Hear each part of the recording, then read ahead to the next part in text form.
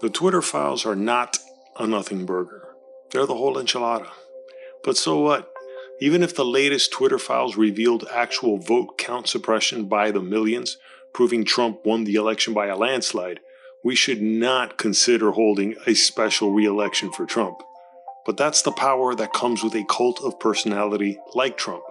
There are still people willing to give him that benefit of the doubt, even after the January 6th riot, and is picking fights with allies like Candace Owens and Ron DeSantis, then inviting over to Mar-a-Lago someone like Nick Fuentes who treats anti-Semitism like a meme, and even now talking about overturning the Constitution because of a massive election fraud, which did not happen that way.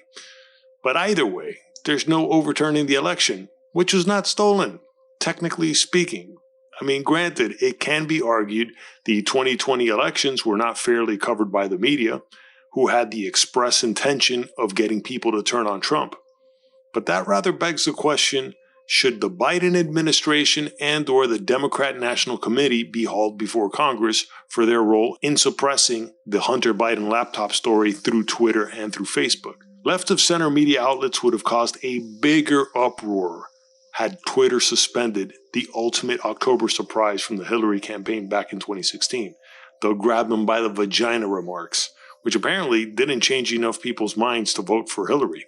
Yet had what happened to Trump happened to Hillary or Biden instead, we'd never hear the end of how that election was not won fair and square, and how people need to resist, take to the streets, and brace for riots all over again.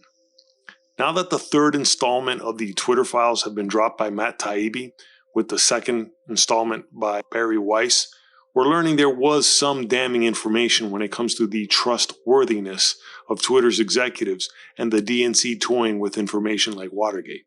Like this response from Vijaya Gadde, Twitter's top legal counsel, as January 6 was taking place, revealing how quick they were to comply and suspend Trump's account on the spot, which is not a wise move to make while the events of January 6 were unfolding.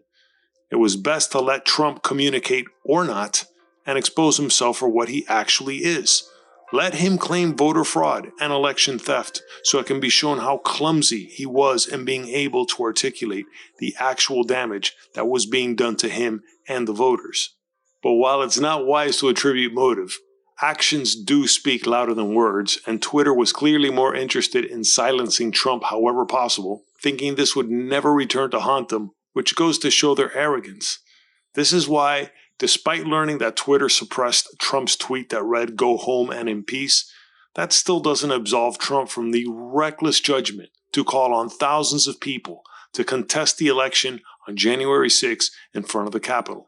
That's Mussolini-level threats, like in October 28, 1922, when he had some 30,000 fascist militia dressed in black shirts march on Rome to try and seize power from Italy's Prime Minister Luigi Facta and even King Victor Emmanuel III.